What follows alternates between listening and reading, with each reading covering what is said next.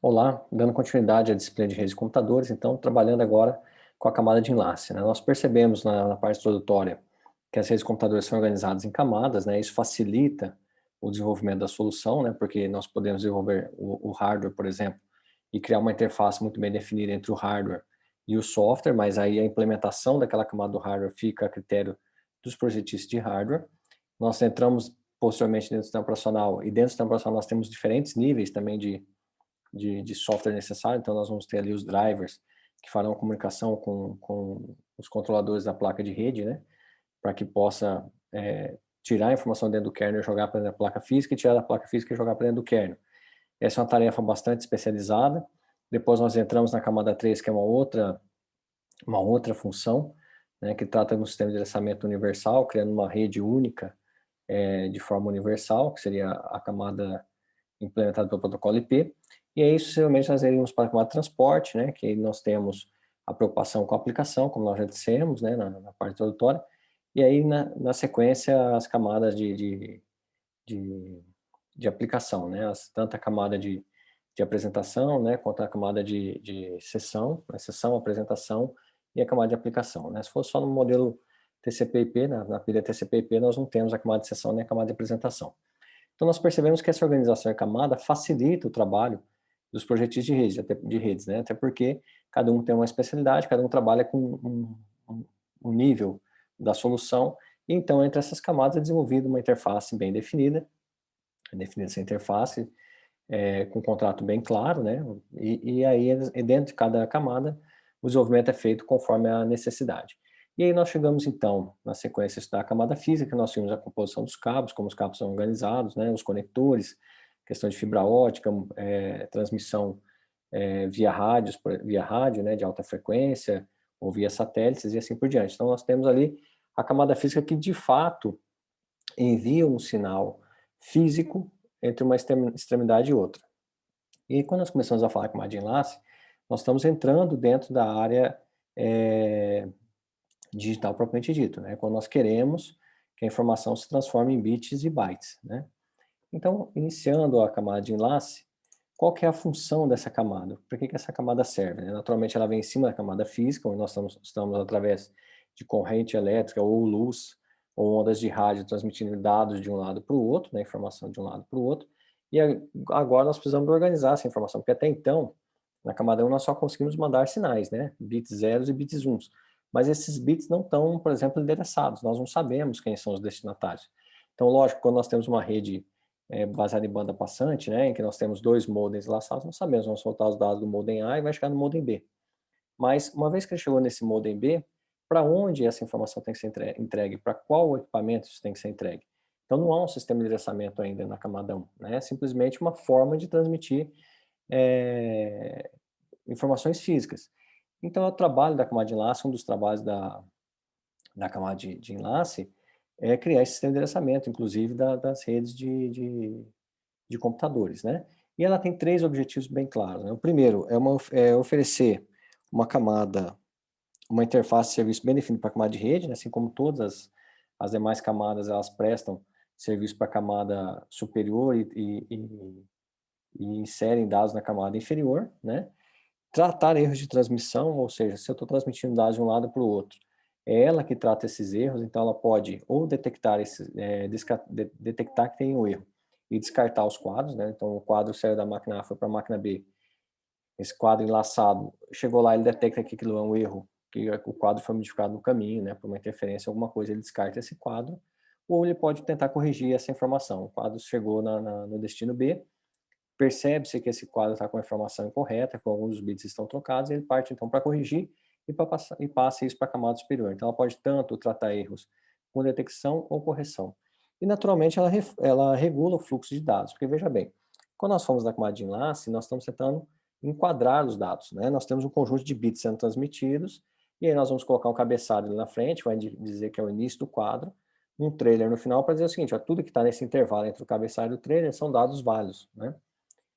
E é natural, como eu estou falando de camada física, é natural que o remetente tenha uma capacidade de transmissão e de processamento, e o receptor tem uma outra capacidade de recebimento e também de processamento, né? Claro que Isso depende do volume de trabalho que cada um está executando, depende da capacidade de processamento, tamanho dos buffers, assim por diante.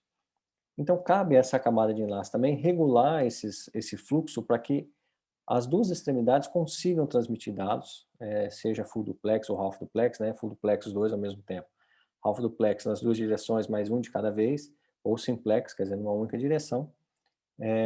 Ela que vai regular esse fluxo. Olha, quando as duas placas começarem a trocar informação, de alguma forma eu preciso fazer com que ambas consigam enviar e receber dados sem que uma congestione a outra placa, que não vai resolver nenhum problema se a placa do remetente começar a enviar mais dados que a placa do destinatário consegue receber, porque esses dados serão perdidos por sobrecarga, né? Então, uma das tarefas é regular esse fluxo de dados. E aí nós percebemos, então, que para fazer esses trabalhos, para regular esses trabalhos, nós precisamos enquadrar os dados. Então, como eu disse, é criado um cabeçalho, né, um header na frente, um sistema de identificação, e também esse cabeçalho vai ter uma função importante para dizer que o quadro está começando, porque quando nós começamos a fazer transmissão entre duas pontas, nós estamos falando isso no meio físico, é natural que o tempo de transmissão aqui não seja, na extremidade A, não seja o mesmo tempo de recebimento da extremidade B. Existe um delay na transmissão, pode acontecer interferências no meio do caminho, né? Então, isso não é tão simples de ocorrer, né? Não tem essa facilidade. Pode ser que nós mandemos aqui, por exemplo, um conjunto de bytes e no final, no destinatário, chega um conjunto diferente de bytes.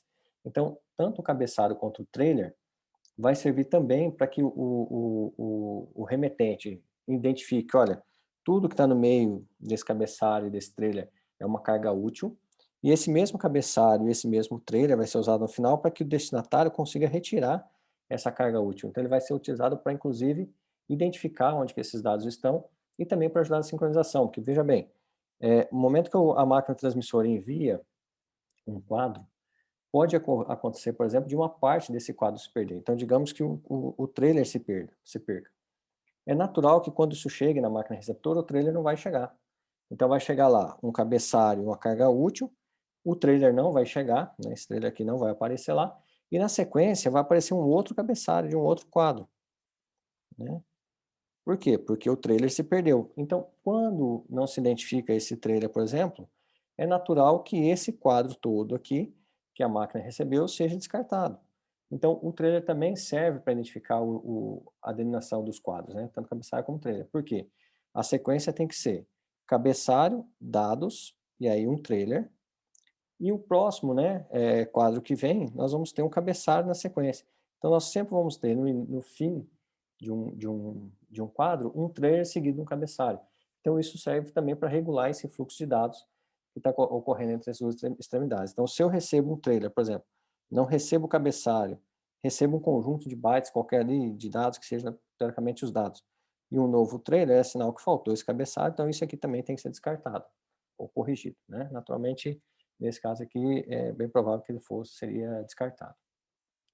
Então, esses são os três objetivos, né? Fornecer essa interface de serviço à camada de rede, naturalmente, né? A camada que está acima, e conseguir conversar com a camada de baixo, né? Então, ele é uma interface, é uma camada de serviços para a camada de rede que vem acima, né? Tentando fazer agora com que os dados andem de um lado para o outro. E isso é uma coisa importante que nós temos que ter em mente sempre. Quem carrega dados de um lado para o outro, quem realmente faz o fluxo físico da informação, primeiro é a camada de rede, é a camada física, né? Naturalmente, porque é ela que faz com que nós tenhamos identificação física de um lado e de outro, mas quem enquadra, quem faz com que a informação seja enquadrada e entregue ao destinatário é a camada de enlace.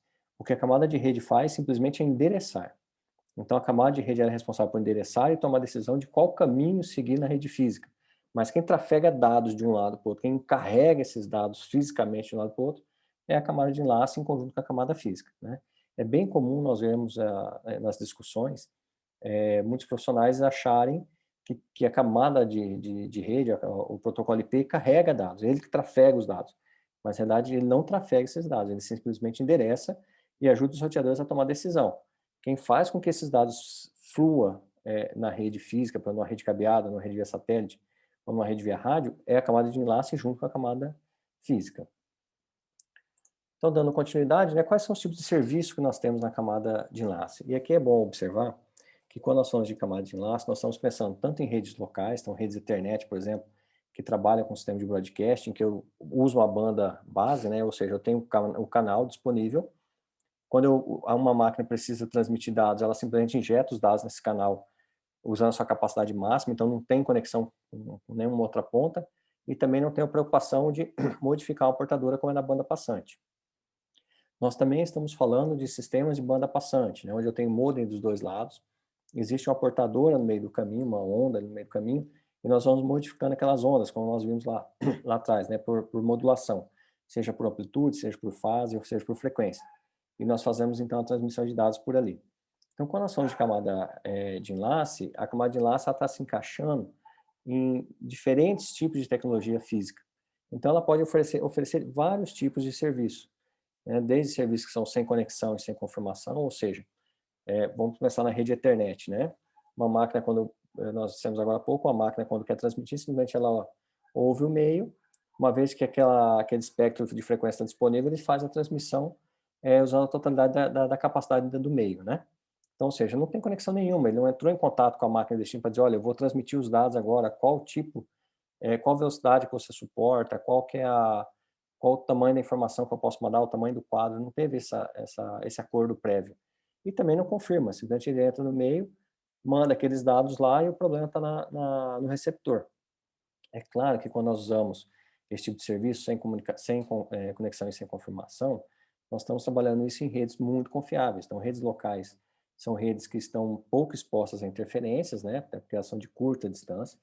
Redes locais, cada cabo vai ter em média de 100, 150 metros no máximo. Então, são redes bastante confiáveis, né? E aí, naturalmente, como eu não tenho confirmação, quando esse quadro é emitido pelo remetente, ele não sabe se chegou no receptor. E o receptor, obviamente, se não recebeu nada, não sabe nem que um quadro foi enviado para ele. Então, cabe às camadas superiores, né, normalmente a camada de transporte, lidar com essa situação, ou a camada de rede lidar com essa situação, depende do que nós estamos desenvolvendo. Então, normalmente, redes sem conexão e sem confirmação apostam, né, são apoiadas pelas camadas superiores para identificar essa falta, né, de confirmação. E é claro que isso é utilizado, a falta de conexão e a falta de informação, ela é utilizada para que nós tenhamos um alto desempenho na rede. Tanto é que redes locais, a nossa taxa de transmissão é extremamente elevada. Nós temos redes locais, né, de 100 gigabits por segundo, 40 gigabits por segundo. Uma rede convencional, hoje nas empresas, né, o usuário final é conectado a 1 gigabit por segundo. Os troncos, né, de subida por data center, no geral, são de 20 gigabits por segundo ou 40. Né? Os links entre topo de rack e o switch core, no geral, é de 40 ou 100. Então, hoje nós temos uma rede de altíssima velocidade. É diferente, por exemplo, de uma rede de longa distância, que nós interligamos uma cidade a outra, que normalmente nós falamos de velocidade de 100 megabits por segundo, 1 gigabits por segundo, 1 gigabit por segundo já é um link extremamente grande, né? Com a banda extremamente elevada, né? Em contrapartida, redes locais, nós falamos em 100 GB, né? Uma rede 100 vezes maior, né? Uma segunda característica que nós temos são redes sem conexão, mas com confirmação, ou seja, o dispositivo ocupa o meio, transmite os dados sem adiantar nada com o outro lado, mas, por outro lado, ele espera uma confirmação do destinatário, né? O destinatário, ao receber um quadro, confirma se aquele quadro foi entregue ou não. E, por último, então, nós temos as camadas que são implementadas, né, com orientação à conexão e com confirmação. No geral, essa característica da camada de enlace são feitas para redes com baixa qualidade, né, em que nós temos pouca confiança no meio de transmissão, ou onde a transmissão é bastante elevada, como satélites, por exemplo. Então, nós vamos primeiro orientar a conexão, ou seja, no início, nós faremos uma comunicação entre A e B para estipular os parâmetros de troca de dados, então é feita uma conexão, estabelecida uma conexão. Na sequência, nós temos a transmissão dos dados ocorrendo, e por fim, nós temos a finalização da transmissão. Um protocolo com essa característica, por exemplo, é o PPP, o Point-to-Point Protocol, né, que é utilizado entre dois modems. Então, nós enlaçamos dois modems, inserimos o protocolo PPP em cima para fazer a camada 2, né, lembrando que o modem é camada 1, os modems são camada 1, e aí, então, esse protocolo PPP, ele primeiro estabelece uma conexão, né, estabelece os parâmetros, vai ter, nós podemos pôr, por exemplo, criptografia, autenticação. Uma vez feita essa conexão, faça a troca de informações de acordo com as necessidades, pode levar dias, né, depende de quanto tempo esse modem está enlaçado, e ao final, então, da transmissão do que for necessário, há uma finalização da comunicação. Naturalmente que se entre no meio do tempo, no meio das transmissões, ocorre uma perda de conexão, essa conexão é restabelecida previamente para depois continuar o envio dos dados. Então, quando nós olhamos a camada de enlace, naturalmente nós temos os... Então, nós temos o dado chegando, né, pela rede em si. Na sequência, nós passamos, né, nós recebemos, então, os frames ou os quadros. Esse quadro é tratado aqui, então, ele chega via controlador, chega pela placa física, é preenchido o controlador, o sistema operacional via driver lê esses controladores, né, nós vamos perceber depois que a camada de enlace é dividida em duas subcamadas, né, então, uma vez feita a leitura disso, isso sobe para a camada 3, e quando vai para a camada 3, então, nós tínhamos, né, um cabeçalho, um trecho de dados, né, e um trailer. Nesse instante aqui 2, né, nesse item 2, o cabeçalho é retirado, o trailer é retirado, e o que vira pacote na realidade são os dados, né, porque isso já era o conteúdo da camada 3, então já era um pacote, né. Então esse pacote vai para a camada 3 toma a decisão de roteamento, aí observem que quem está transitando os dados é a camada 1 e a camada 2, a camada 3 agora só está tomando decisão para onde esse pacote vai. É claro que dentro desse pacote tem um conteúdo da camada 4, que por sua vez tem um conteúdo da camada de aplicação, pensando na pilha TCP/IP, né? Então os dados estão ali dentro do pacote, isso é óbvio.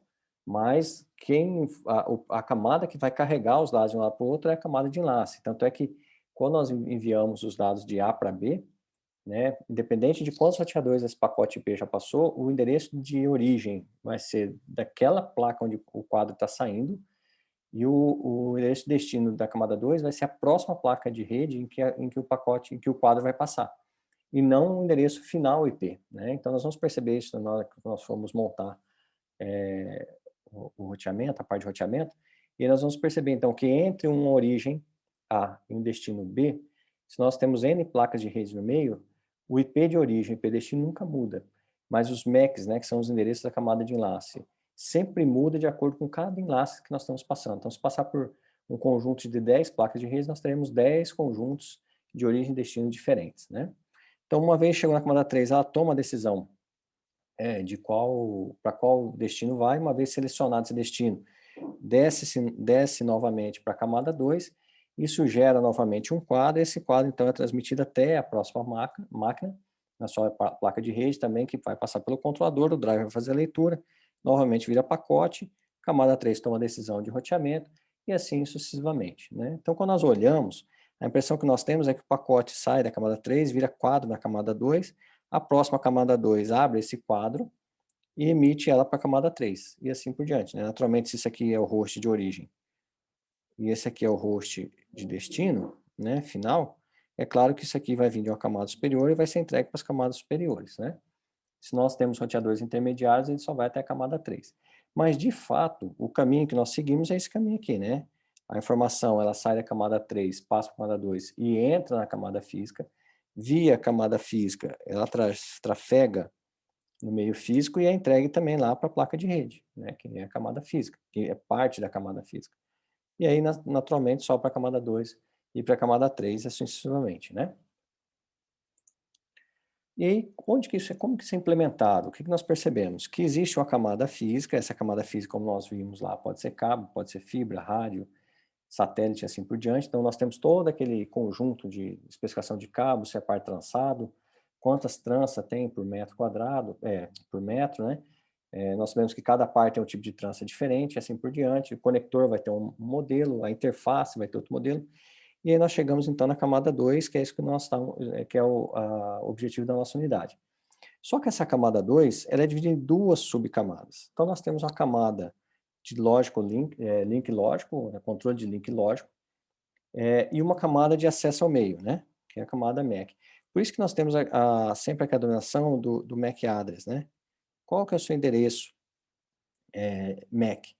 Então esse MAC significa, não é especificamente da rede Ethernet, né? Esse MAC é a camada de acesso ao meio, ou seja, a camada que vai dar acesso a parte física da rede, né?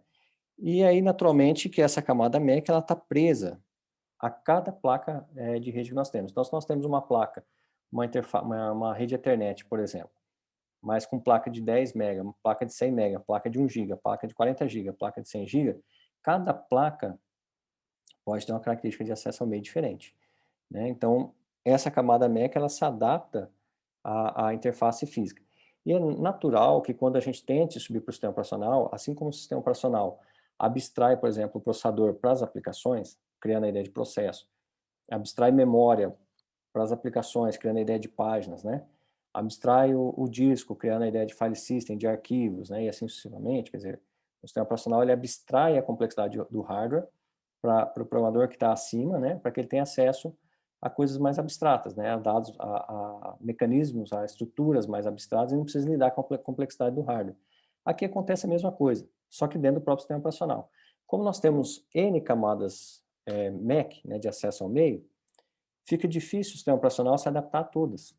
Então, nós criamos uma camada genérica, ou uma camada abstrata, que é uma camada de controle de link lógico, né? E essa camada, então, faz com que o sistema operacional, que está rodando aqui em cima, independente se eu estou usando aqui, por exemplo, uma rede Ethernet, uma LAN ou uma WLAN, né? Ou seja, uma rede Ethernet via cabo, uma rede Ethernet via wireless, né? Via meio sem fio, apesar do acesso aqui ser ou via cabo ou via ar, né, via comunicação pelo ar, quando nós passamos para o sistema operacional, o que chega aqui é uma rede Ethernet. Não importa qual foi o meio físico que ele usou, se foi cabo ou se foi ar, né, ou se foi rádio, na realidade, né? Não importa se a transmissão foi via cabo ou se foi via rádio, né, usando ondas de rádio. E assim por diante. Né? Se eu usar uma fibra ótica, por exemplo, eu estou implementando uma internet, mas estou usando fibra ótica. A camada LLC, ela vai abstrair isso e entregar uma rede Ethernet para o sistema operacional. E aí a camada MAC é que se adapta. Olha, isso aqui vem de uma fibra ótica, vou me adaptar de um jeito. Isso aqui vem via cabo par trançado, vou me adaptar de outro. Isso aqui agora vem via ondas de rádio, né? Uma WLAN, via Wi-Fi, vou me adaptar de outro. Então a camada MAC faz acesso ao meio, correto, né? Ao meio que ele quer acessar, entrega isso para a camada LLC de controle de link lógico, e essa camada de link lógico, então, entrega para o sistema operacional uma rede Ethernet genérica, como se fosse genérica, uma rede um pouco mais abstrata. Então, quando nós olhamos isso nas redes que atualmente existem, né? Claro que aqui nós temos, por exemplo, a rede FDDI, que é uma rede já antiga, descontinuada, né? Mas aqui é só para nós podermos enxergar como que é organizado. Então, quando nós olhamos a camada física, nós percebemos que algumas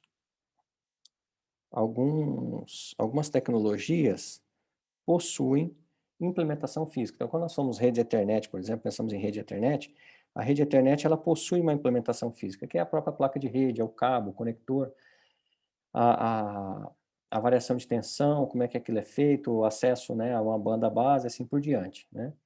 Quando nós olhamos rede token ring, ela também tinha uma camada física anexada. Outros protocolos, por exemplo, como o frame relay, já não possuem camada física. Então, o protocolo frame relay, sempre que nós vamos utilizá-lo, né, nós usamos um enlace de modem, no geral, embaixo, né, para fazer a rede física. Então, aqui nós acoplamos uma outra rede física, né, e aí pode ser diferente, seja redes físicas, pode ser enlace de modem convencional, pode ser via FRAD, assim por diante, né? Então, nós adaptamos o frame relay, nós colocamos o frame relay como camada 2, em cima de uma camada 1 que nós decidimos inserir.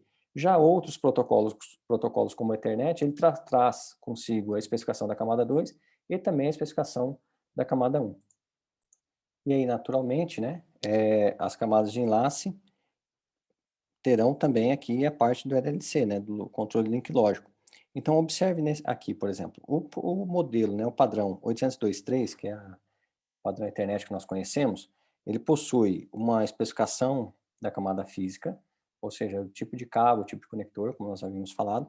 Ele possui uma especificação de camada MAC, ou seja, nós vamos ter esse sistema de endereçamento baseado em 6 octetos, né? Vai ter o quadro vai ter endereço de origem, endereço de destino, o acesso ao meia por CDMA-CD, por exemplo, e assim por diante, né? E aí ele vai soltar para o sistema operacional, né, o que o sistema operacional vai chegar é uma camada de controle de link lógico, de 802.2, ou seja, é uma camada Ethernet genérica. Não importa qual tipo de cabeamento, se isso aqui está vindo via uma rede de 10 GB, se está vindo via rede de 1 GB, se é MB, 10 MB, se é Wi-Fi, se não é, né? Aqui o que o sistema operacional vai enxergar é uma 802.2, ou seja, uma rede Ethernet abstrata de controle de link lógico. E isso vale para todos os protocolos de enlace, né? Nós vamos perceber, por exemplo, que o HDLC também vai ter isso, né? O PPP e assim por diante. E agora tratando então um pouco dos aspectos gerais da camada de enlace, né? Aqui ainda nós não estamos especificando nenhuma tecnologia específica, nós vamos estudar daqui a pouco a Ethernet, e aqui nós estamos estudando as características gerais ainda da camada de enlace, né? Então, quando nós começamos a pensar na camada de enlace, um dos trabalhos que nós temos que fazer é criar o quadro, ou seja, eu preciso delimitar aqueles bits que estão sendo trafegados em quadros, por quê? Porque dentro daquele quadro está vindo a informação da camada 3, está vindo os dados da camada 3, né? Então, nós precisamos saber onde que começa e termina para poder retirar esses dados e entregar para a camada 3 corretamente. Porque, por exemplo, o primeiro byte, ou o primeiro bit que a camada de rede precisa enxergar, é o início do seu cabeçalho. Então, eu preciso saber onde que está o meu conteúdo dentro do quadro para que eu consiga entregar para a camada 3 corretamente aquilo. E aí nós temos vários tipos de enquadramento, né? O primeiro tipo de enquadramento que foi criado é por contagem de caracteres, né? A contagem de caracteres ele é um modelo muito pouco utilizado, basicamente, né, só para experimentos, né? Porque ele é bastante falho, né? Mas como que ele funciona? Então nós temos aqui no início um quadro que identifica quantos bytes ele tem, então nós teremos aqui um quadro com 5 bytes, então teria 1, 2, 3, 4. Né? Então aqui formou-se um quadro, quer dizer, a própria contagem do byte inicial entra na conta, né? Depois nós teríamos novamente mais um quadro com 5 bytes e assim por diante. Depois um quadro agora com 8 bytes, né? E assim sucessivamente. Então o que nós estamos fazendo? No primeiro byte do quadro, nós colocamos qual que é o tamanho do quadro, né? Então naturalmente fica fácil. Entre uma origem e um destino, se nós não tivermos interferência nenhuma e retardo nenhum nas transmissões e perda nenhuma nas transmissões, fica fácil nós retirarmos os dados, né? Digamos que nós fazemos a seguinte definição. No início do quadro, o primeiro byte é o tamanho do quadro, o resto é dados. Então, quando nós recebemos o primeiro quadro aqui, bastaria nós retirarmos os próximos 4 bytes aqui e entregar isso aqui para a camada de cima, né? Agora, qual que é o nosso problema? Nós sabemos que o meio físico não é assim imune a interferências, né? Então, imagine que esse 5 aqui, que antes dizia que isso aqui era dados, na transmissão, por algum motivo, por alguma coisa, foi convertido para 7. Ou seja, nosso quadro agora ficaria muito maior e todos os demais quadros aqui começariam a apresentar erro, né? Porque nós teríamos a contagem caindo em caracteres errados, né? Então, por exemplo, se fosse 7 aqui, nós teríamos então 1, 2, 3, 4, 5, 6, 7. Aqui nós teremos um quadro de uma única posição, quer dizer, esse aqui seria um único quadro. Depois nós teremos um quadro de 2 posições, aqui nós teremos outro quadro. E essa organização que nós fizemos aqui, nada tem a ver com a organização que está aqui em cima, né? Então nós teríamos um simples byte que seja mudado, um simples bit que modifique, nós perdemos então toda a organização do quadro, né? Então é um modelo simples de se fazer, mas é pouco eficiente. Na sequência ainda nós temos o que nós chamamos de inserção de bytes, e aí é uma coisa interessante de observar que nós estamos tratando em bytes ainda, né? Sempre pensando em codificação. E isso aí, o segundo modelo de inserção, que é a o segundo modelo de enquadramento, que é a inserção de bytes, nós chamamos também isso de bytes de flags, né? Porque nós estamos criando flags para delimitar os quadros, né? Então, uma flag é um byte especial, né? Como nós temos um teclado ESC, o Enter e assim por diante, uma flag é esse caractere especial que nós estamos criando. Então, toda vez que nós queremos enviar um quadro, nós colocaríamos uma flag, colocamos o cabeçalho, né, que tem ali o endereço de origem, desse destino, assim sucessivamente, e uma flag depois para o novo quadro e assim por diante. Ou seja, sempre entre quadros, né, nós colocamos essa flag para poder separar os quadros, né. Observe que a flag não faz parte do quadro em si, né, o quadro é isso aqui, né, e a flag então serve simplesmente para dizer, olha, o quadro vai começar, o quadro vai terminar. E aí observem que quando faz inserção de bytes, nós estamos retirando do cabeçalho a utilidade que ele já tem, por natureza, de identificar o início de um quadro, né? Nós estaríamos usando uma outra metodologia. Aí é claro que quando nós estamos enviando um quadro, né, entre uma origem e um destino, e a flag aparece como dado útil, né, ou seja, isso aqui tudo é um quadro, né, A flag B. Então, essa flag que está aqui não está sendo usada com esse mesmo objetivo da flag do início do quadro. Isso aqui, na realidade, é um caractere que está sendo enviado. E aí, esse caractere, por coincidência, corresponde ao flag que nós estamos usando para separar os quadros, né? Porque quando nós definimos quais são os códigos que a rede pode transmitir, nós deixamos a flag como dado útil. Nós vamos perceber que as redes, né, atuais não são todas as combinações de bytes que podem ser enviadas, né? Elas possuem algum conjunto de palavras, para evitar já esse tipo de problema. Mas, continuando o raciocínio, então, quando uma flag é enviada, e essa flag faz parte dos dados, não é separação de quadro, nós criamos uma outra figura, que é um ASCII, que é um caractere ASCII, a mesma coisa que nós fazemos em programação, né, que nós colocamos barra inversa N.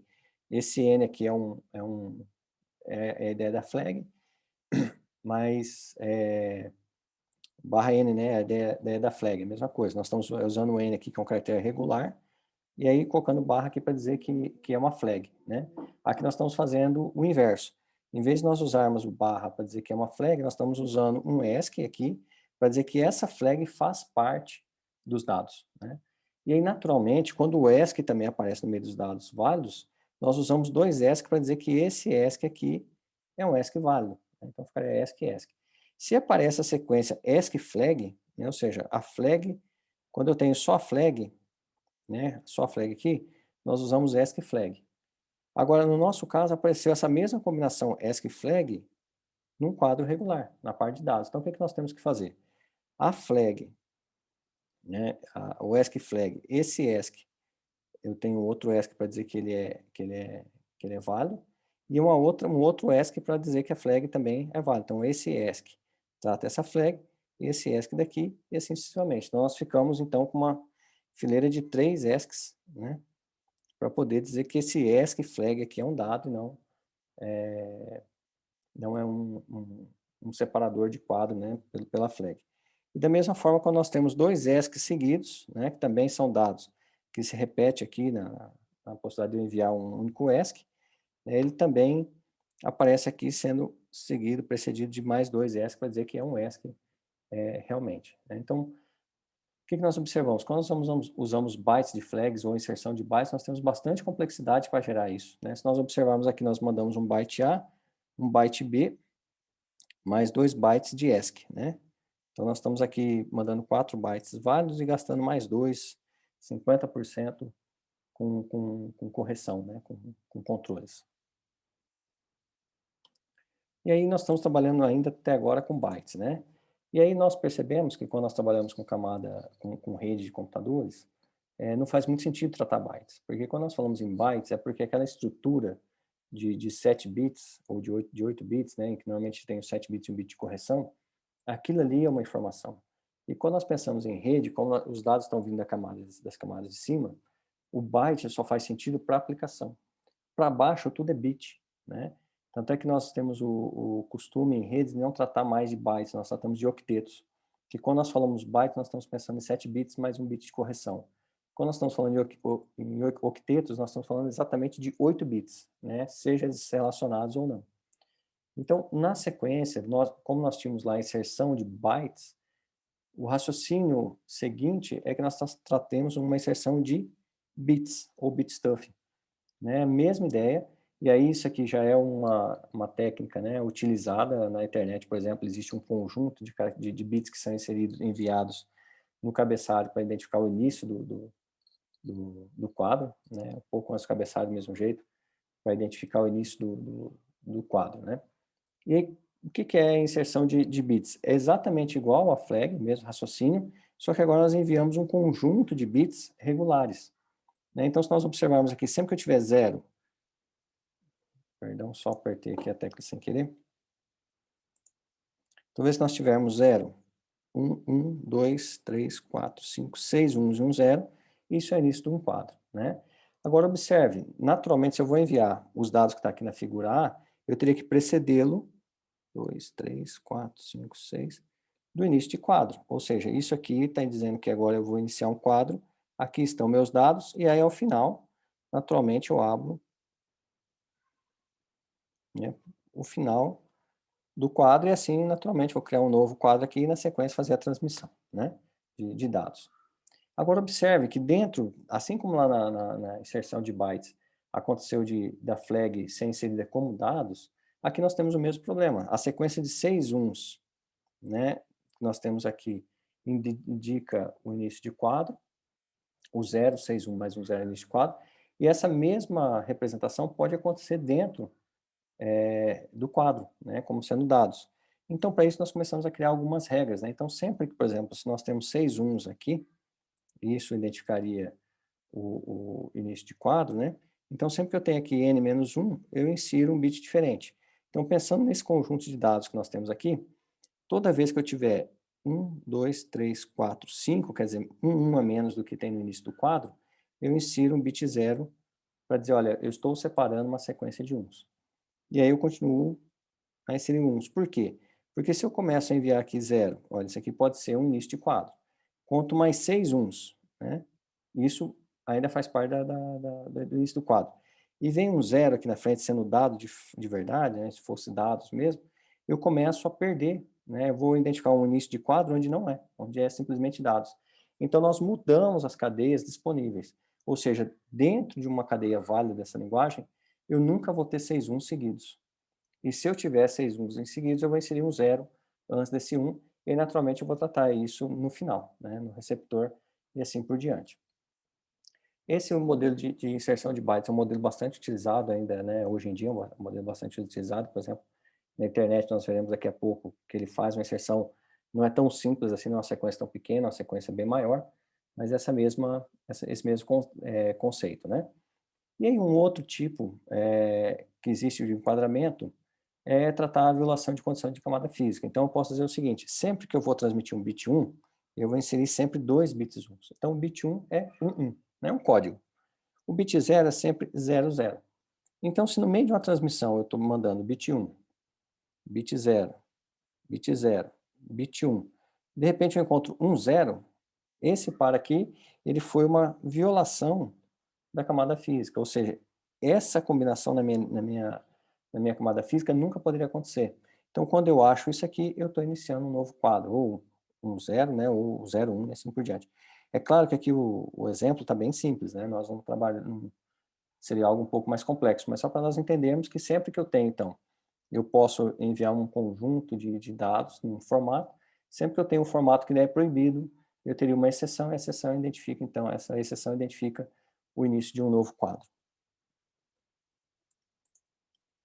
E aí nós passamos então para a próxima tarefa da camada de enlace, né? Primeiro nós percebemos agora como nós enquadramos, né, as informações, e agora nós passamos para a parte de detecção e correção de erros. Naturalmente, quando nós pensamos na camada de enlace, como nós vimos antes, nós podemos, tanto ao transmitir e receber os dados, o quadro, nós podemos verificar se esse quadro está defeituoso e descartá-lo, quer dizer, nós só detectamos se tem erro, ou nós podemos detectar que existe um erro, corrigir esse erro e subir esse quadro para a camada superior. É claro que cada uma das duas técnicas tem suas vantagens e desvantagens. A correção de erro, por exemplo, era muito mais trabalhosa, muito mais demorada e muito mais cara. Por quê? Se nós pensarmos num byte, né, eu tenho 7 bits e mando um bit de correção, eu só com um bit de correção consigo identificar um bit defeituoso. Se eu tiver 2 bits defeituosos, eu preciso de 2 bits de correção, e assim sucessivamente. Então, para eu corrigir uma cadeia inteira, talvez eu precise de uma quantidade muito grande de bits adicionais e eu posso não ter essa disponibilidade na minha rede, né? Então, a correção ela é mais cara e mais lenta de ser executada. Mas, por outro lado, se eu tenho uma rede de baixíssima qualidade e cuja transmissão seja muito cara, vale a pena nós gastarmos processamento no receptor, no emissor, para fazer essa checagem de correção, porque a retransmissão é muito cara, é muito complexa. Vamos supor, uma rede de baixíssima velocidade, né, de um ambiente que tem bastante ruído. Então, ficar só retransmitindo, no geral, vai me gerar novos erros e eu nunca vou conseguir ter um quadro válido. Então, vale ali a pena fazer a correção. A detecção, no geral, nós usamos em redes mais confiáveis, né, onde eu tenho só que detectar e a retransmissão é barata. Então, a detecção ela é mais rápida, é mais barato de ser executada, só que eu preciso de uma rede um pouco mais confiável. Normalmente, quando nós pensamos em detecção, a primeira solução que nós vem é a mesma que nós usamos em bytes, né, que é a paridade, ou seja, eu vou ter um bit de paridade, ou dois, sucessivamente, aí podemos ter paridade par ou ímpar, né? Nós temos o checksum, que pode ser aplicar um MD5, por exemplo, um SHA-512, num quadro, né? Então nós temos um quadro, nós fazemos o MD5, por exemplo, ou um SHA-512, desse quadro, anexamos esse MD5 no final. O receptor, quando receber isso aqui, faz esse mesmo cálculo. Se o MD5 bater, né, o que ele obteve aqui na recepção, bater com o que saiu de lá, com o que ele recebeu, essa mensagem está válida. Qual que é o problema desse MD5, né, desses checksums? Para eu ter um alto nível de confiabilidade, eu tenho que ter um nível de soma razoavelmente grande. E aí eu começo a gastar muito, né? Então nós teríamos aí, por exemplo, MD5 com 32 bytes de anexo, 24 bytes de anexo, 64, depende qual a soma de verificação que eu uso, né? Nós anexaríamos muitos dados ao final do quadro. Então nós gastaríamos a capacidade de transmissão da rede com verificação, com detecção de erros. Então, apesar de ser um mecanismo que é possível de ser usado, mas ele é bastante caro. Um mecanismo bastante utilizado é o mecanismo CRC, né, ou seja, uma checagem de ciclo redundante baseada em código polinomial, que anexa ao final simplesmente uma conta de um polinômio, feita com polinômio.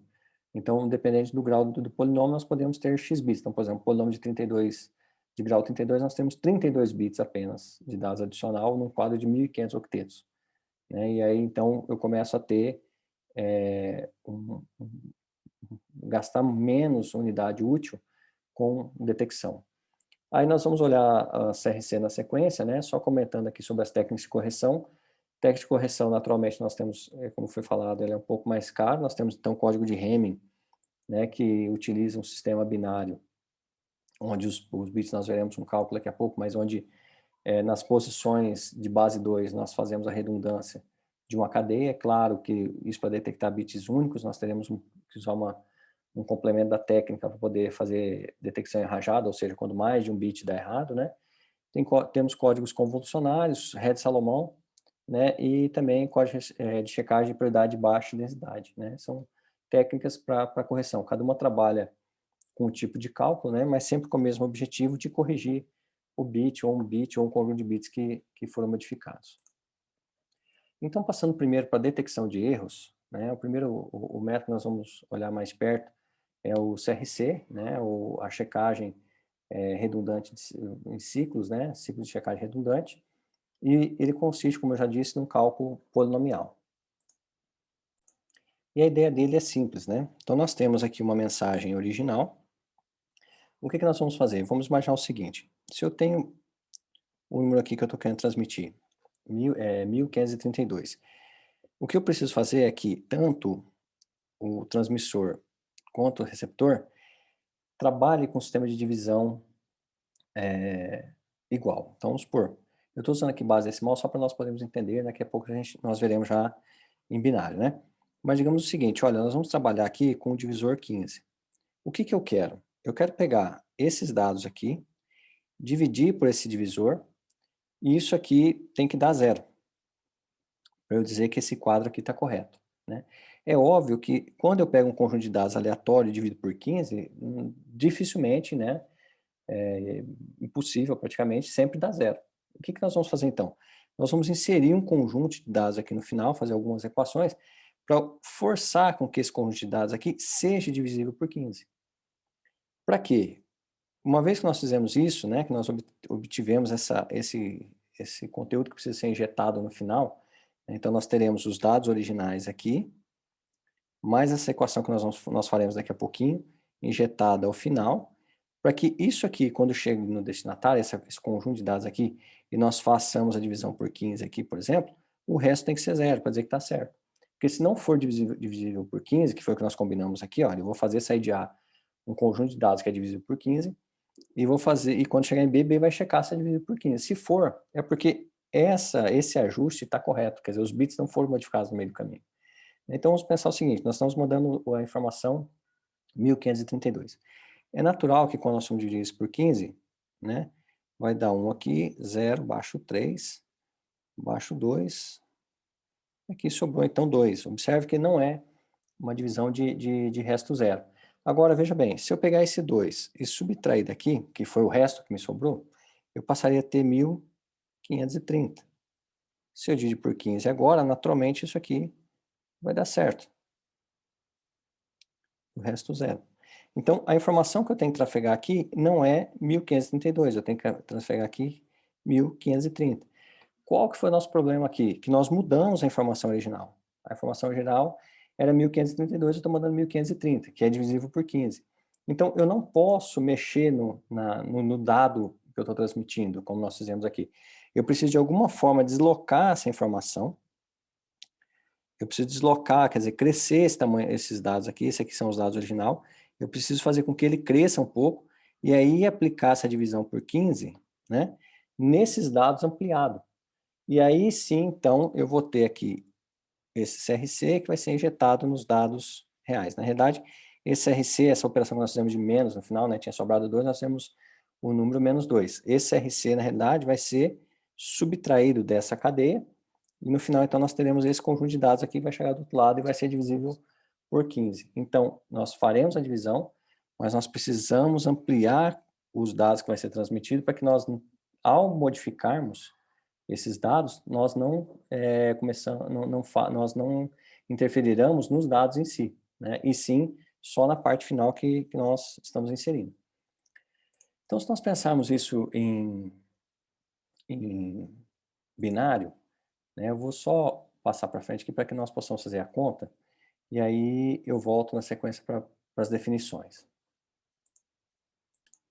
Então, observe, o que nós queremos fazer aqui é transmitir esse quadro aqui, 1101011111, né? Ou seja, nós temos 5 uns ali no final, né? Esse é o que é o quadro original. Então, esse aqui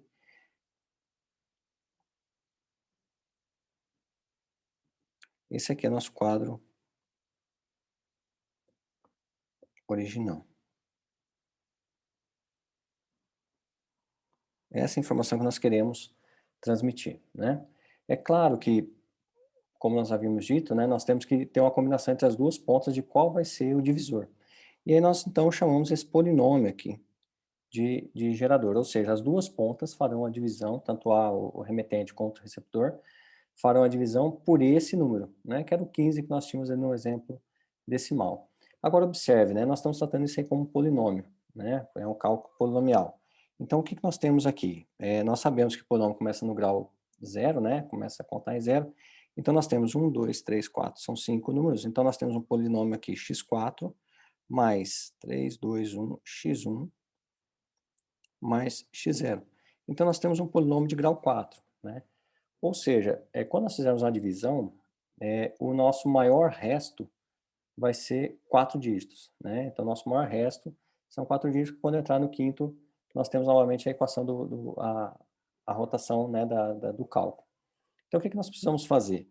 Nós não dissemos antes lá que nós temos os dados e vamos injetar, expandir esses dados para que a nossa subtração modifique só o que nós estamos mexendo, porque é só aquele finalzinho, né? Não podemos mexer nos dados originais.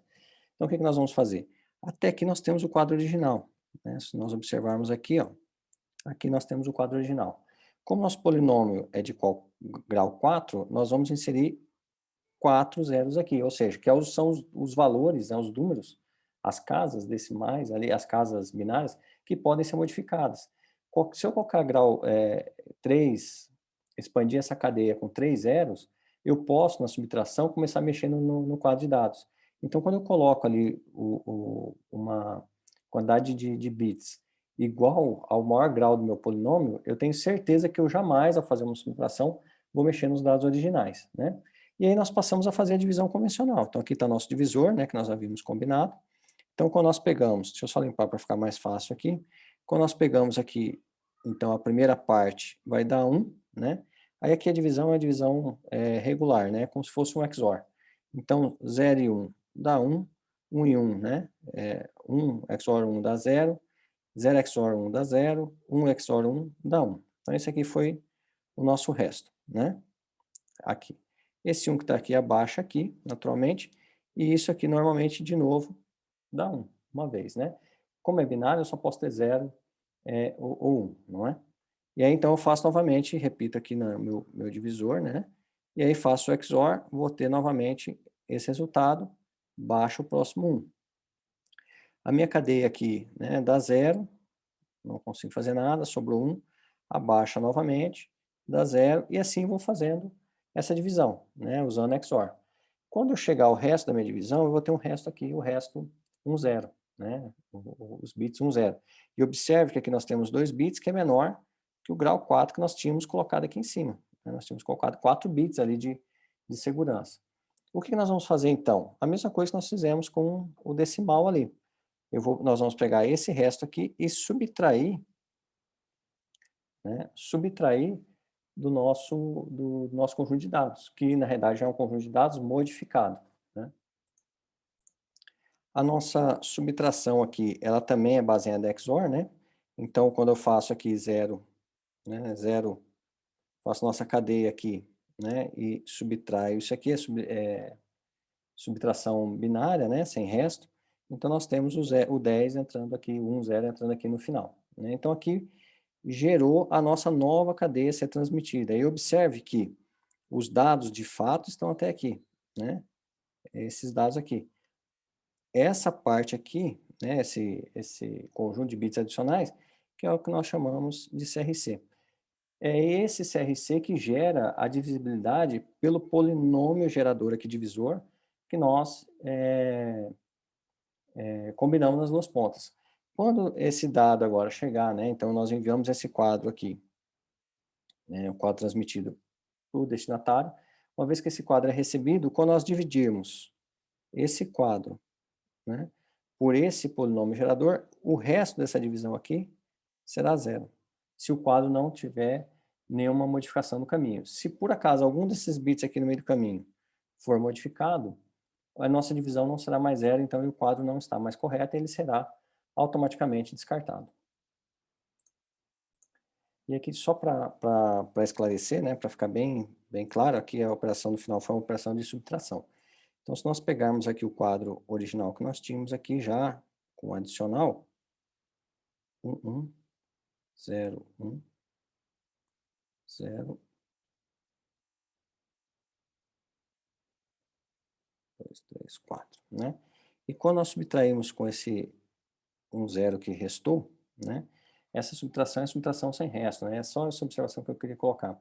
Então, 0 menos 0 é 0, 0 menos 1 é 1, né? Porque não tem o resto, então não tem como fazer um empréstimo, na realidade, né? Do bit anterior, né? Então, se tem 0, 0 menos 0 é 0, 1 menos 1 é 0, e 0 menos 1 é 1, né? E 1 menos 0 é 1 também, né?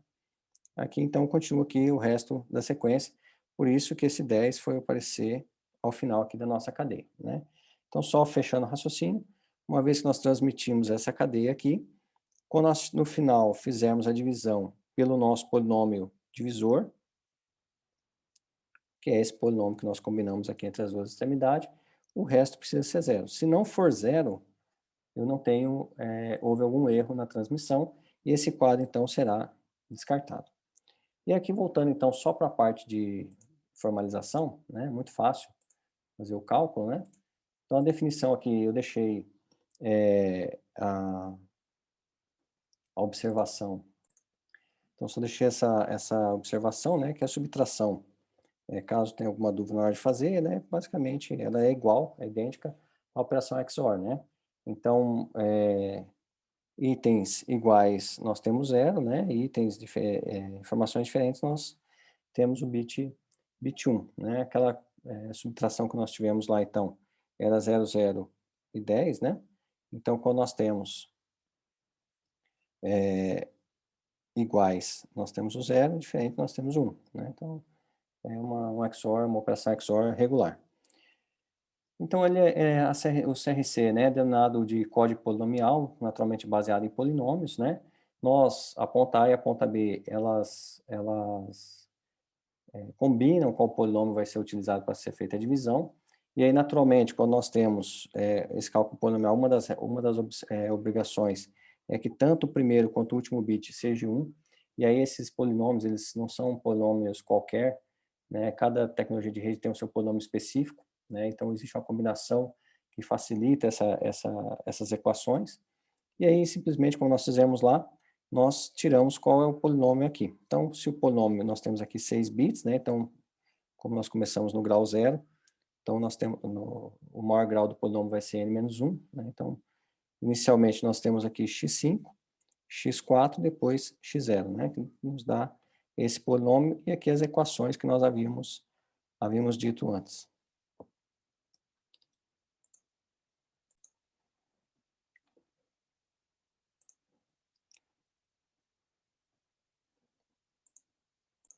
Então, esse polinômio que nós temos aqui, que é o polinômio que nós estamos usando como divisor, né? Ele é chamado de polinômio gerador, né? Normalmente como g de x, identificado como g de x. Ambas as extremidades, como nós dissemos agora há pouco, precisa concordar com ele, né? E eu deixei aqui para vocês analisarem na sequência o algoritmo de envio, né? Ou seja, é aquilo que nós falamos, né? Basicamente, nós vamos pegar o quadro, acrescentar r bits à direita, né? Esse r bits é igual à quantidade de bits que é inserida à direita, né, dos dados, é equivalente à mesma quantidade de bits do grau do polinômio. Na sequência, nós fazemos, então, a divisão dessa string tx, né, que é a string resultante, pelo g de x, que é esse polinômio divisor. O resto, o que sobrou de resto, então, nós fazemos a subtração de tx, né, que foi o que... o tx, basicamente, né, os dados originais, mais o complemento de zeros, de acordo com o grau do polinômio. Uma vez feita essa divisão, então, o resto nós subtraímos de tx e obtemos, então, a string que deve ser enviada. E aí, naturalmente, no receptor, nós temos lá o algoritmo de recebimento, né? Que exatamente é um processo parecido, né? A diferença é que nós vamos pegar a cadeia completa e fazer a divisão pelo g de x, né? Então, a cadeia tx divide por g de x. Se o resto for zero, nós aceitamos a cadeia, quer dizer, o quadro está correto, nós aceitamos o quadro e enviamos ele para a camada 3. Caso o resto da divisão não seja zero, nós descartamos esse quadro, ou seja, o quadro é rejeitado. E aqui nós temos alguns g de x, né, alguns polinômios divisores, polinômios geradores, utilizados comumente. Então, por exemplo, em redes LANs, é bem comum nós termos, então, o CRC32, que é um polinômio de grau 32, e o polinômio que é utilizado é esse polinômio que está aqui, né? Ele é utilizado para redes LANs, redes Ethernet, assim por diante.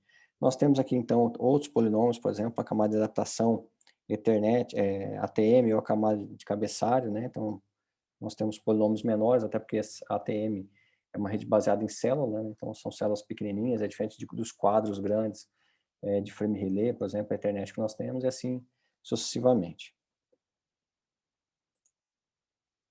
E agora nós começamos a debater, então, a estudar um pouco a parte de correções de erro.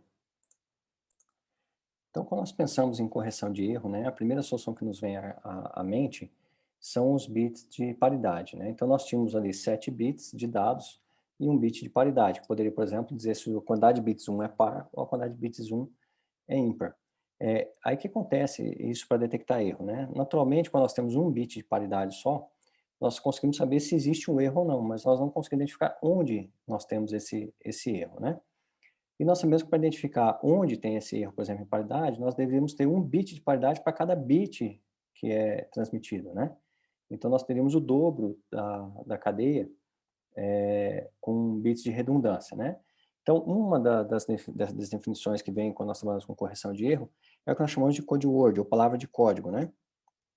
Palavra de código, o que é? Nada mais é do que a mensagem propriamente dito, né? A mensagem N, só que essa mensagem N ela é formada por um conjunto de dados, que são os bits originais, como nós estávamos falando, então, 7 bits, por exemplo, de informação e um bit de paridade, então, M, os 7 bits é a mensagem, e mais um bit R aqui, que é mais a parte R, que seria o bit de paridade.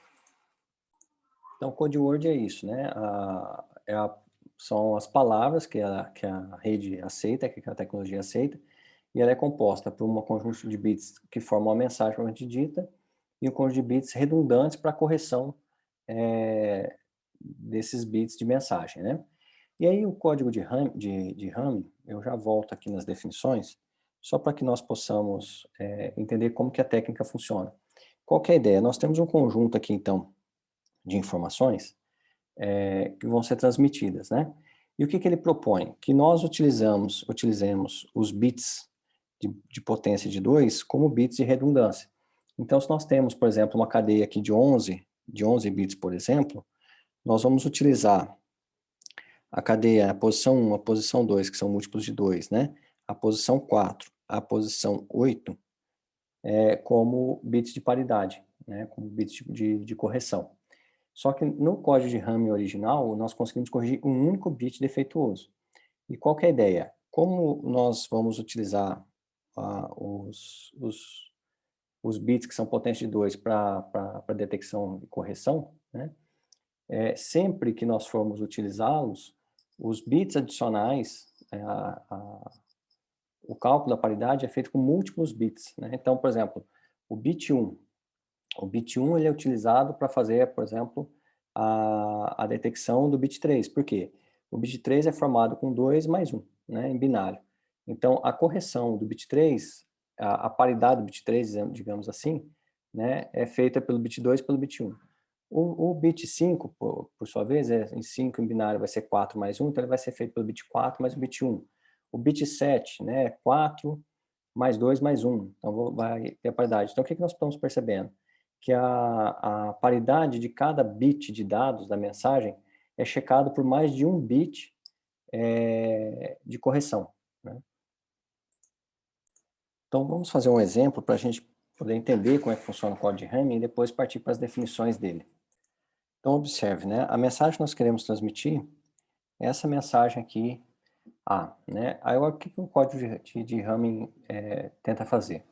Nós vamos utilizar os bits que são propriedades de 2, né, múltiplos de 2, para inserir uma correção de pelo menos um único bit, né? Então, em vez de nós inserirmos redundância no final, por exemplo, paridade no final, nós vamos utilizar os múltiplos de 2 para detectar se houve erro ou não, e se houve erro em um único bit, né, pela conta que nós fizermos em cima desses bits de verificação de base 2, nós vamos achar em qual posição o erro ocorre, né? Então, pensando aqui na mensagem que nós temos que transmitir, essa mensagem aqui, 2, 3, 4, 5 zeros, né? E o bit, mais um bit 1 no final. Então, observe, os bits que são múltiplos de 2 não podem ser utilizados, né? Então, nós temos aqui o P1, P2, P4 e P8 não serão utilizados, então o 1 da mensagem, o primeiro bit da mensagem A, vai ser inserido na posição 3, depois na posição 5, um 0, na posição 6 o outro, na posição 7 mais um 0, a 9 e a 10 o outros dois zeros, e a posição 1 o zero seguinte, né? Ou seja, as posições que são múltiplos de 2 não são utilizadas, né? Então aqui nós tínhamos uma mensagem de 1, 2, 3, 4,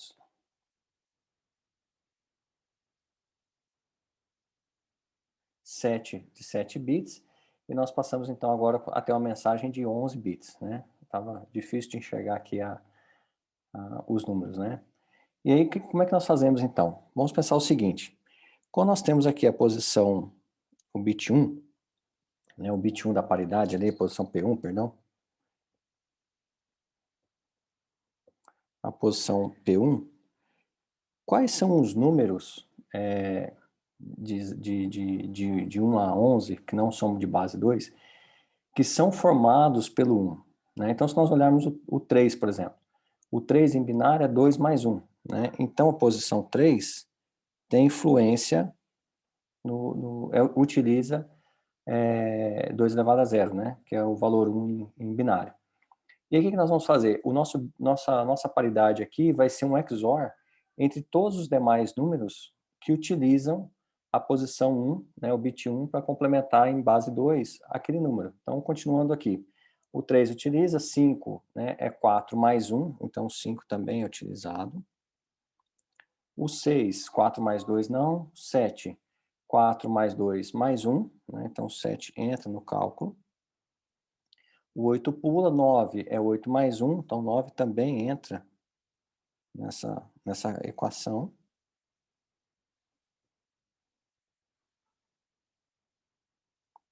O 10 é 8 mais 2, não entra. E 11, então, que é o último, né? É 8 mais 2 mais 1, também entra nessa equação. Então, se nós olharmos ali, P3 é 1, o P5 0. O P7 também 0.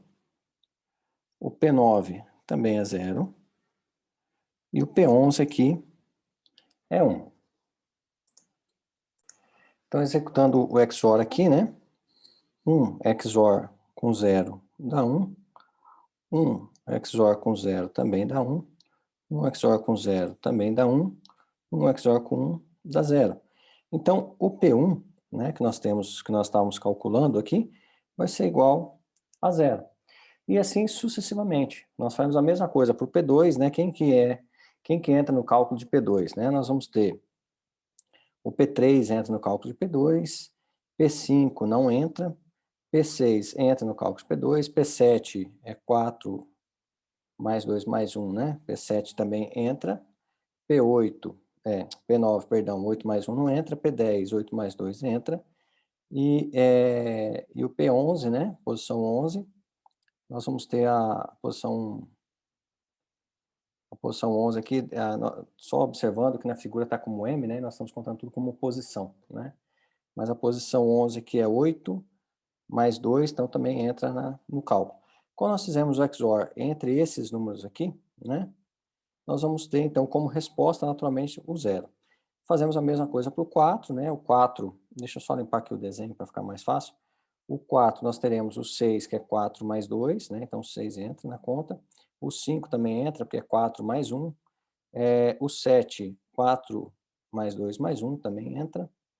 O 9, assim, sucessivamente. Vamos fazendo esse mesmo cálculo, né? E fazemos isso para todos os bits. Para o 8 também, né? Então, o 8, o 9 entrará, porque é 8 mais 1, 10 é 8 mais 2, 11, 8 mais 2 mais 1, também entrará. Então, faz o XOR entre eles e vamos obter, então, o 0 na posição 1, o 2, 0 na posição 2, obteremos 0 na posição 4 e 1 na posição 5. Bom, até aí nós só montamos a cadeia que vai ser transmitida. Então, essa cadeia que está aqui será transmitida do remetente para o destinatário, e chegando no destinatário, esse cálculo é refeito, né, naturalmente. Então, eu vou montar aqui, vou pausar o vídeo, vou montar aqui do lado da tabela, só para não demorar muito o vídeo, e já volto. Então, retomando, né, eu montei aqui a tabela que nós discutimos agora há pouco, como era formado cada posição, né, então P1, P2, P4 e P8, que são os números de base 2 que estão nessa cadeia que foram transmitidas, e observe, então nós temos 1, 2, 3, 4, aqui na transmissão, o bit 5 foi modificado de 0 para 1, né? Então, naturalmente, quando nós fizermos o cálculo de P1, P2, P4, P8 novamente, não vai bater, né? E aí nós vamos perceber, então, que houve um erro. Agora, qual posição que esse erro ocorreu? Lembrando que esse código de Hamming corrige um único bit defeituoso, né? Se eu tivesse mais de um, eu já não ia conseguir encontrá-lo, né? Então, lógico que com algumas modificações nós conseguimos encontrar, mas com esse exemplo, nós estamos tentando identificar um único bit. Então, observe, o erro aqui não foi no bit 5, então qual conta, né? Qual equação apresentará erro? A P1, né? Porque o 5 está no meio do cálculo da P1. A P2 não apresentará erro, porque o 5 não faz parte do seu cálculo. A P4 apresentará erro, porque o 5, né, o P5 está dentro do seu cálculo também. E a P8 não apresentará erro, porque não está o P5 não está dentro do seu cálculo. Então, veja bem que interessante, veja que interessante. 4, né, que é o 2 elevado a 2, mais 2 elevado a 0, que é 1. Então, 4 mais 1, nós temos 5. Onde que está o erro? Na quinta posição. Então, a partir desse momento, basta trocar esse 1 para 0, e nós voltamos a ter, então, a cadeia original. E para fazer a entrega no final, nós só temos que remover aqui as cadeias, né, os bits que são múltiplos de 2, nós teremos, então, de volta a mensagem sendo entregue. Então, essa é a ideia do código de Hamming. Utilizando as posições de base 2, nós conseguimos fazer a paridade, né, com equações XOR entre os elementos, né, cuja formação da posição utilizam aqueles números de potência de 2, e uma vez que houve um erro de paridade ali, nós conseguimos, então, fazer a correção. Aqui voltando para a definição, então, só para nós podermos finalizar essa questão de entender como isso ocorre, né, naturalmente nós temos, então, as code words, que nós conversamos agora há pouco, né, que são as mensagens, né, os códigos que podem ser trocados, que são formados por dados da mensagem em si, realmente, que vem das camadas superiores, mais os bits redundantes de correção, né? E a distância de Hamming, o que que é? A distância de Hamming, né, digamos que eu tenho essas duas palavras que estão sendo, essas duas code words que vão ser transmitidas, né? Quantos bits precisam ser alterados para que uma palavra seja convertida na outra, né? Então, nesse caso aqui, são 3. Então, esse bit aqui teria que se transformar em 0, esse se transformar em 0, e aí esse aqui se transformar em 1 para que uma palavra passe a ser outra. E por que que nós estamos vendo isso aqui? Para identificar quantos bits eu preciso utilizar para poder fazer a detecção e correção. Então, veja bem, nós tínhamos lá uma cadeia, né, de 7 bits. Então, nós tínhamos uma cadeia de 7 bits, né, e aí nós usamos um conjunto de 4 bits de correção, né. Então, nós tínhamos lá uma palavra, né, de 7 bits de mensagem, mais 4 bits redundante, né. Então, o que que nós temos que observar? Na realidade, nós conseguimos detectar ali um bit, né, de erro, como nós demonstramos, né, como nós vimos, mas o que é importante nós temos em mente é que a quantidade de bits de redundância que nós temos está vinculado à distância das palavras. Então, quando nós estamos trabalhando uma tecnologia de redes, nem todas, não são todas as palavras, todas as combinações de bits que podem ser enviados, né? Nós temos uma combinação de bits, né? No caso, quando nós usamos código de Hamming, nem todas as combinações podem ser utilizadas. Então, nós temos algumas palavras que podem ser transmitidas, né? E aí, lembrando que nós estamos tentando agora corrigir, né? Isso, quando nós estamos trabalhando com redes que não tem essa correção, a questão das palavras é tratada diferente, né? O conjunto de bits é diferente, às vezes pode ser inclusive livre, né? Com a distância 1, ou seja, qualquer bit que eu troco, que eu inverto, um conjunto de dados pode virar outro. Mas quando nós estamos trabalhando com correção de erros e usando código de Hamming, nem todos os conjuntos de caracteres são permitidos, né? Então, nós percebemos aqui que para uma palavra, né, permitida, uma code word se transformar em outra, nós temos aqui a distância 3. Então, se eu quero detectar erro usando o código de Hamming, para detectar, eu tenho que ter a distância mais um bit de redundância. Então, nessa palavra, nesse conjunto de code word de distância 3 que nós estamos usando, se nós usarmos 4 bits de redundância, eu vou conseguir simplesmente detectar. Por quê? Porque a distância da palavra é muito curta, né? Então, com poucos bits alterados, eu consigo fazer uma palavra se transformar em outra. Então, nós temos 8 bits ali em cada palavra.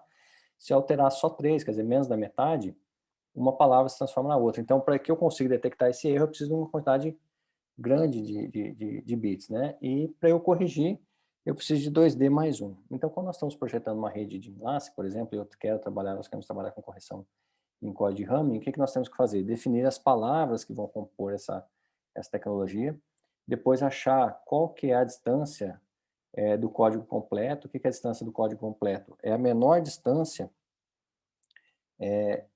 de que uma palavra se torne outra, né? Porque aqui no nosso caso inicial, nós tínhamos a distância 3 entre essas duas palavras, mas como eu tenho várias palavras na minha gramática, digamos assim, várias code words que podem ser transmitidas, a diferença de uma palavra para outra modifica, né? Então, às vezes, eu tenho, por exemplo, uma palavra, se eu, uma palavra comparando com outra, eu vou alterar 6 bits para uma virar a outra, depois eu posso ter 3, depois eu posso ter 10, assim sucessivamente. Então, a distância de Hamming do código completo, é a menor delas. Ou seja, tendo duas palavras, né? São as duas palavras que combinadas me dá a menor quantidade de bits que tem que ser modificados para uma se transformar na outra. E aí, baseado nessa distância de código completo, é que eu vou ver quantos bits de correção eu tenho que colocar. Então, se eu quero corrigir, eu tenho que fazer 2D mais 1, né? Essa distância, 2 vezes mais 1 bit. Se eu quero só detectar essa distância, mais 1 bit. Né? E aqui embaixo nós temos um exemplo aqui da definição de distância mínima, né? Então, eu tenho aqui as palavras que são válidas nessa tecnologia de rede que nós estamos trabalhando aqui, por exemplo, fictícia. Para uma palavra virar outra, né, para qualquer uma palavra é outra, a menor quantidade de bits que eu tenho que modificar são 5 bits. Né? Então, para uma cadeia de zeros virar uma cadeia de zeros e uns, eu preciso modificar 5 bits. Aqui, a mesma coisa, assim sucessivamente. Né? Então, se eu quero detectar um erro nessa rede, eu preciso, então, de 2D mais 1, quer dizer, a minha distância aqui é 5, então eu preciso de 6 bits de redundância para poder detectar erro. Então, nessa minha cadeia aqui de 10 bits, eu vou colocar mais 6 de detecção. E para corrigir, 2D mais 1, e assim sucessivamente.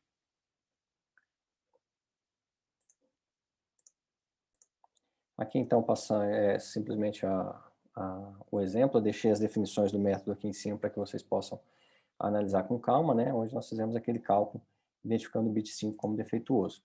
E aí o que acontece? Nós vimos ali até agora como detectar um único bit, né, na cadeia. Então, quando nós queremos encaminhar, né, transmitir uma única cadeia, nós fazemos o cálculo com as bases 2. Mas e quando nós temos que transmitir mais de uma cadeia, né, e pode ter erros em mais de uma cadeia, né, porque até agora nós vimos um único erro numa cadeia de caracteres. Mas e se minha rede trabalha com transmissão maiores, né, então meu quadro é maior do que a palavra, eu começo a levar múltiplas palavras, né? Então o que nós temos que fazer? Nós temos que detectar erros, então, e corrigir erros baseado em rajada, né? É bom observar que no livro Tannenbaum fala bastante em rajada, erro em rajada, mas esse erro em rajada não é rajada de dados, tá? Esse erro em rajada é mais de um erro. Então, quando nós temos uma transmissão, e nessa transmissão tem mais de um erro. Então, esse erro acontece em rajada dentro daquela transmissão. Então, quando nós precisamos fazer isso, o que nós fazemos? Nós fazemos o código de Hamming dentro de cada cadeia que nós estamos, dentro de cada code word, e nós aplicamos também o código de Hamming dentro da coluna. E aí nós fazemos a transmissão agora por colunas, né? Então, toda vez que a coluna chega lá, nós aplicamos o código de Hamming, encontramos o erro que ocorreu, se é que ocorreu, corrigimos, e na sequência nós aplicamos o código de Hamming, então, nas cadeias que sobraram, né? Para que a gente possa detectar erro dentro da code word, né? Com isso, nós conseguimos, então, fazer transmissões de blocos, uma quantidade maior de dados, né? Sem ter que ficar mandando cadeia a cadeia, palavra a palavra, né? Mandando cada palavra por vez. E assim, então, nós finalizamos a parte introdutória da camada de enlace, né, para nós contextualizamos o que a camada de enlace faz, né, passamos uma visão geral de como que ela trabalha, quais são os seus objetivos, como se pode detectar e corrigir erros, né, e assim sucessivamente. E agora nós entramos, então, em rede Ethernet, trabalharemos com a definição da rede Ethernet, olharemos como é que é formado um quadro, né, depois nós passaremos a ver a questão do protocolo Span Tree, a questão de VLANs dentro de VLANs, e assim sucessivamente, mas isso nos próximos vídeos.